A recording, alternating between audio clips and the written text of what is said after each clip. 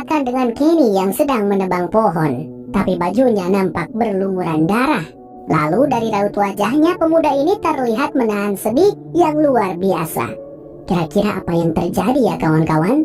Prolog selesai, scene pun melanjutkan adegan sebelumnya.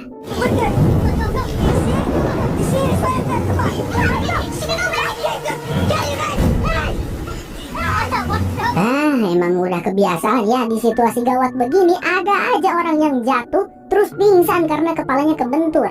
By the way, itu yang pingsan si Jed ya teman-teman.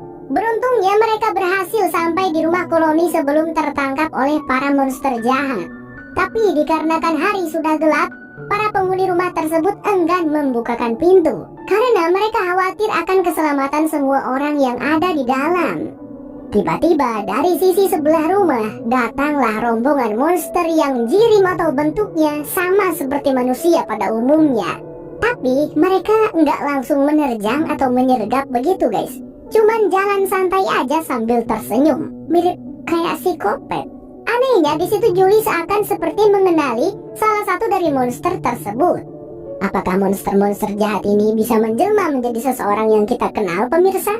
Kenny pun menyadarkannya dengan menembak monster tersebut. Lihatlah, tidak ada damage berarti sama sekali, yang menandakan bahwa makhluk di hadapan mereka itu bukanlah manusia. Untungnya di saat yang tepat, pintu akhirnya terbuka karena seorang wanita bernama Donna yang memerintahkannya. Dialah pemimpin di rumah ini.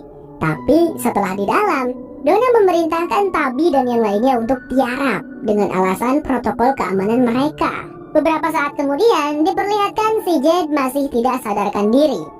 Lalu Alice pun mengikat pria itu di sebuah kasur. Sedangkan Tabi juga diikat di sebuah kursi oleh Donna. Di situ Tabi protes karena ia tidak mau dipisahkan dari Julie putrinya. Donna lantas menjelaskan kepada Tabi bahwasanya mereka terpaksa melakukan ini karena harus memikirkan keselamatan semua orang. Kemudian alasan Donna membawa Tabi ke sini berbicara empat mata karena ada sesuatu yang sangat penting yang harus ia sampaikan. Di sisi lain ternyata Julie juga sedang diikat pada kursi di sebuah ruang makan. Tiba-tiba ia dihampiri oleh seseorang yang bernama Victor. Kedatangan Victor tersebut membuat Julie ketakutan. Dia pikir mungkin dirinya akan dimarkisa. Apaan sih? Gua cuma mau ngambil buah persik di sini, ujar Victor. Habis nama kamu Victor, pikiran kotor, jawab si Julie. Sampai pada akhirnya datang seorang perempuan yang bernama Fatima. Semua orang pernah berada di posisimu Julie, ujar Fatima, seraya melepaskan ikatan di tangan Julie, karena katanya ia ingin menunjukkan sesuatu.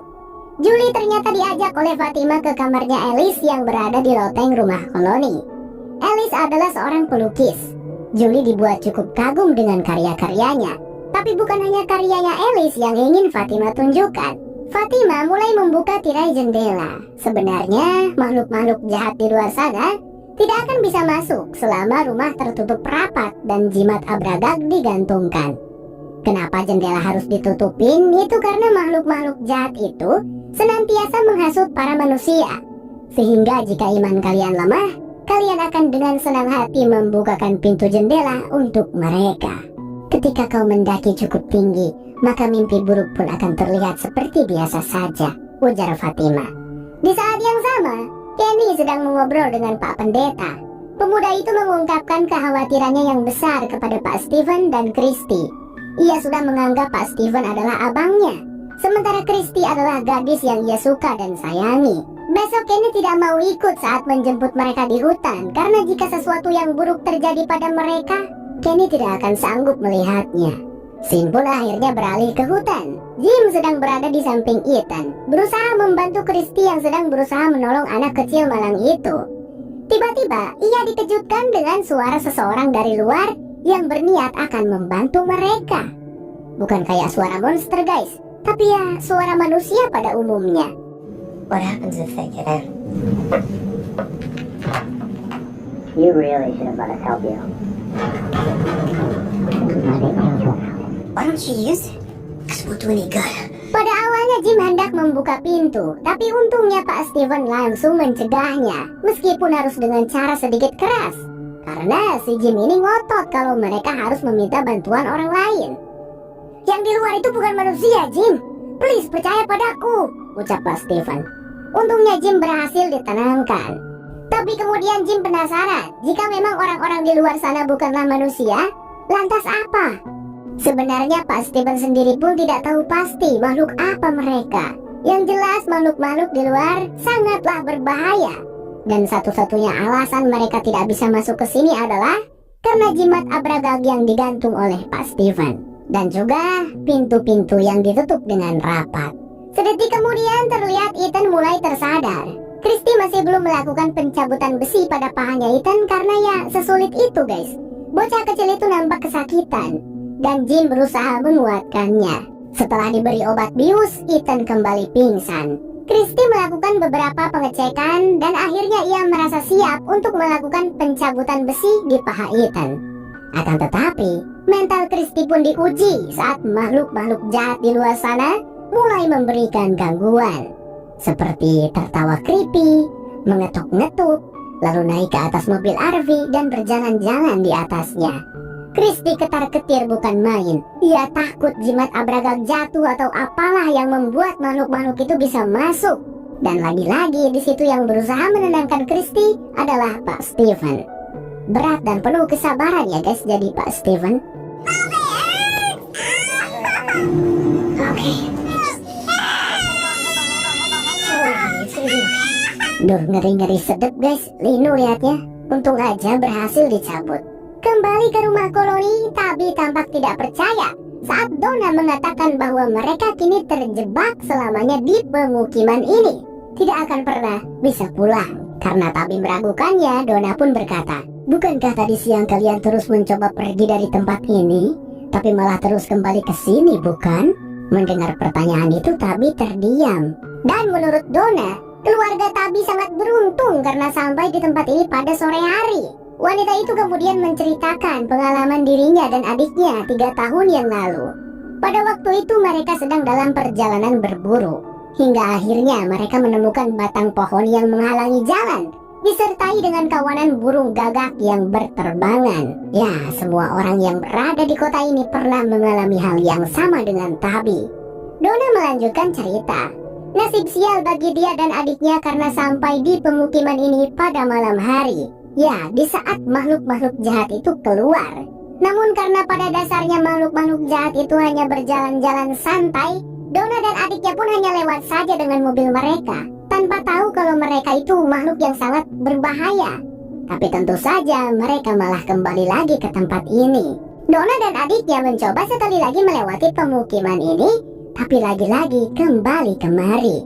Dan kali ini makhluk itu berdiri di depan mobil mereka, menghalangi jalan sambil tersenyum. Diklakson pun gak mau minggir sama sekali. Adiknya Donna yang emosional langsung turun sambil bawa senapan mengancam makhluk itu.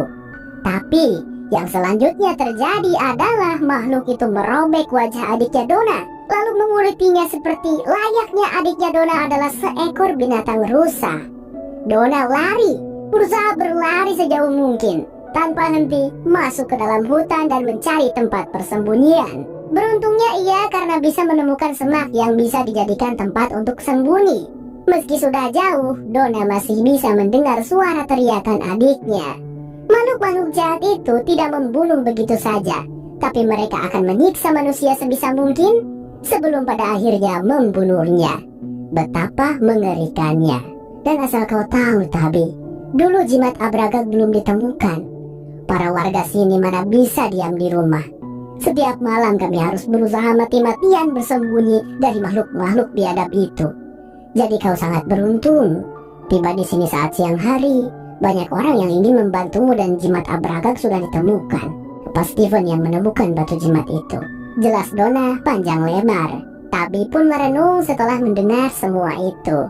Beralih ke rumah sakit, kita diperkenalkan dengan ayah dari Kenny yang kita panggil saja si Abah. Terlihat ia tengah asik bermain catur bersama salah satu perawat yang bernama Jessica. Lalu di ruangan yang berbeda, Sarah terlihat bingung bagaimana caranya untuk menghilangkan jejak aksi pembunuhannya terhadap Milo. Tapi saat itu juga, Sarah terlihat seperti mendengar bisikan yang membuatnya mengambil sebuah pisau bedah, kemudian kembali mendekati mayatnya Milo. Apa yang akan Sarah lakukan, pemirsa? Beberapa saat kemudian Jessica sang perawat datang ke sana. Niatnya mau mengantarkan makanan untuk Milo. Tapi alangkah terkejutnya dia saat melihat Milo modar dunia dengan keadaannya yang sangat mengenaskan. Mayatnya penuh dengan darah. Sarah benar-benar kejam. Tidak hanya membunuh Milo, tapi juga membuat tubuh Milo seakan-akan seperti diserang oleh monster. Kemudian saat Jessica hendak pergi dari ruangan itu, ia melihat kalau pintu rumah sakit terbuka dan ada dua monster yang berdiri di sana sambil tersenyum kepada Jessica. Beralih lagi ke hutan. Karena merasa penasaran dan juga gabut, Jim mencoba mengambil batu jimat abragam. Kemudian ia bertanya pada Pak Stephen dan Christy, bagaimana cara kerja dari batu jimat ini? Di situ Christy dan Pak Stephen terkejut bukan main melihat kelakuan ceroboh Jim yang malah mengambil batu jimatnya. Sehingga tiba-tiba, Oh God, Jim, no. untunglah cuma mimpi. Dan di luar hari juga sudah pagi. Mereka bersyukur bisa menyelamatkan Ethan. Meskipun Christy ini hanyalah seorang mahasiswa kedokteran tahun ketiga, belum lulus gitu. Tapi kemampuannya tidak perlulah diragukan. Dan mereka juga bersyukur karena bisa melewati malam hari dengan selamat. Perasaan haru pun terasa saat Tabi berkumpul kembali bersama keluarganya. Kenny yang katanya gak bakal ikut juga tetap ikut ternyata. Langsung dia peluk gadis pujaan hatinya itu. Kenny sangat bersyukur Christy baik-baik saja. Di tempat lain, lebih tepatnya di rumah Sarah, gadis itu tampak mengadu kepada kakaknya yang bernama Nathan. Mengatakan bahwa dirinya terpaksa melakukan hal yang jahat karena ada yang membisikinya. Bisikan itu mengatakan, jika Sarah dan kakaknya ingin selamat dan pulang dari tempat mengerikan ini, maka Sarah harus menuruti semua perintah darinya. Tapi belum jelas siapa yang berbisik kepada Sarah. Hal jahat apa maksudmu, Dek? Tanya Nathan. Sarah pun mengaku kalau dia dengan sengaja membuka pintu rumah sakit untuk membiarkan orang-orang di dalamnya mati terbunuh oleh monster. Kakaknya pun terdiam, tak bisa berkata apa-apa. Siapa ya guys yang berbisik kepada Sarah? Tapi bisa aja sih kalau Sarah ini mengalami gangguan mental dan halusinasi. Ya tapi jago juga ya Sarah, pas keluar dari rumah sakit dia gak tertangkap sama makhluk-makhluk monster. Setelah menjemput keluarga Tabi, Christy, Pak Pendeta Nielsen, dan Kenny kembali ke rumah sakit. Tapi alangkah terkejutnya mereka saat mendapati pintu rumah sakit yang dalam keadaan terbuka. Apalagi untuk Kenny, ia merasa sangat panik karena ayahnya berada di sini. Perawat Jessica ditemukan sudah dalam keadaan tak bernyawa dan mengenaskan. Lalu ayahnya Kenny juga tak kalah tragis. Dia juga ditemukan sudah modar dunia dengan tubuhnya yang tercerai-berai. Kenny pun menangis meratapi kematian ayahnya yang tragis. Ia memeluk jasad ayahnya itu, tak percaya kini ayahnya telah tiada. Dan scene pun memperlihatkan adegan prolog tadi di mana Kenny menebang sebuah pohon sambil menahan kesedihannya. Ternyata darah yang ada di bajunya itu adalah darah mayat ayahnya. Saat Pak Stephen datang ke sana dan menanyakan keadaan Kenny, pemuda itu katanya ingin membuat bidak catur untuk mengenang mendiang ayahnya yang suka main catur. Dan ia juga sedikit membahas tentang para monster. Mereka tidak pernah berlari. Mereka selalu berjalan dengan santai. Itu karena mereka tahu bahwa kita tidak akan pernah bisa pergi kemana-mana. Bukankah begitu, Bang? Ucap Kenny. Dan Pak Stephen hanya terdiam. Episode 2 lalu ditutup dengan Ethan yang sudah berada di rumah koloni. Ia tengah ditemani oleh Julie. Tapi ada yang aneh. Ethan melihat seorang anak kecil berbaju putih di luar sana. Sedangkan Julie sama sekali tidak bisa melihatnya.